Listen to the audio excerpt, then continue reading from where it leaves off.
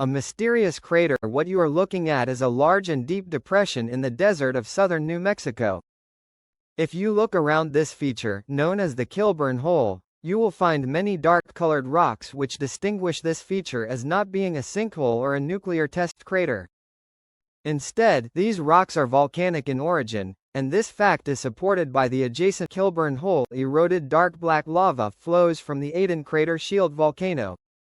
The fascinating Kilbourne crater is also volcanic in origin, as it is in fact a type of volcanic explosion crater referred to as a maar.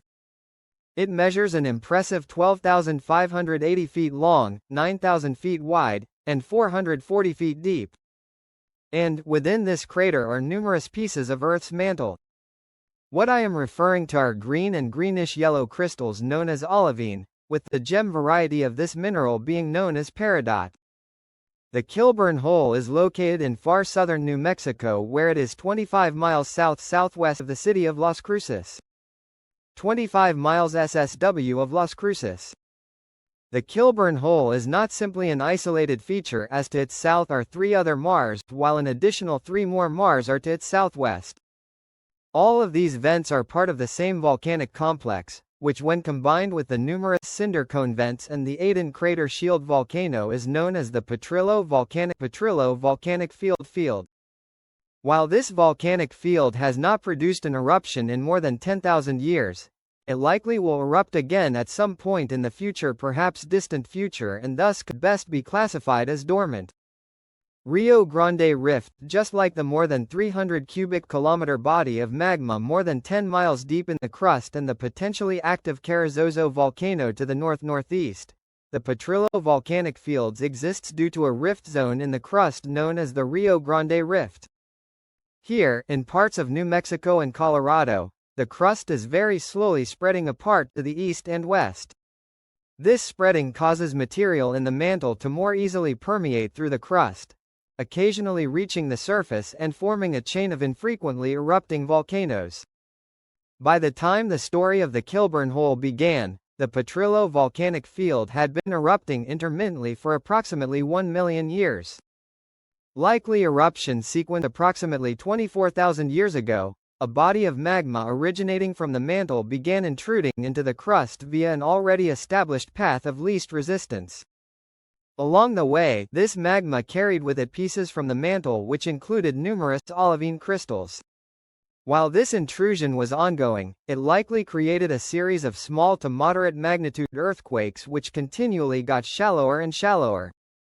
Finally, the intruding batch of magma reached the underlying water table present in this section of New Mexico during the Ice Age. Due to the intense heat generated by the magma, it caused the large body of overlying groundwater to quickly flash to steam. Since the same mass of steam takes up vastly more volume than the water it once was, it caused an immense amount of pressure to build.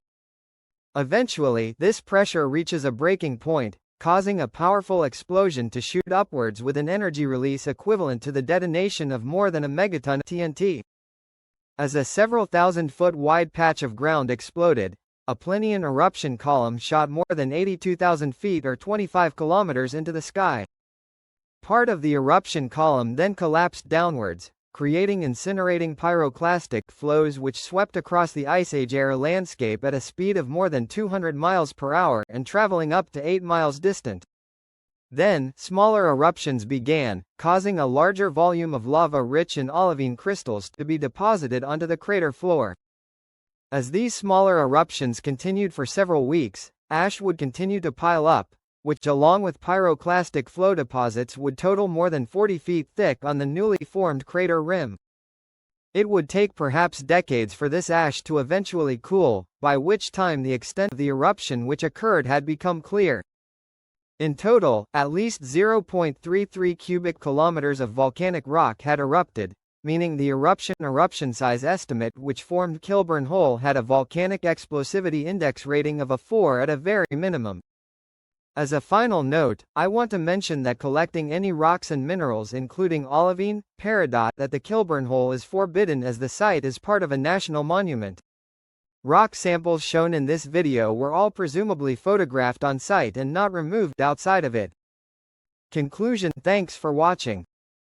If you would like to request a specific topic, please leave a comment below. Additionally, I would like to thank this channel's patrons on Patreon and channel members on YouTube.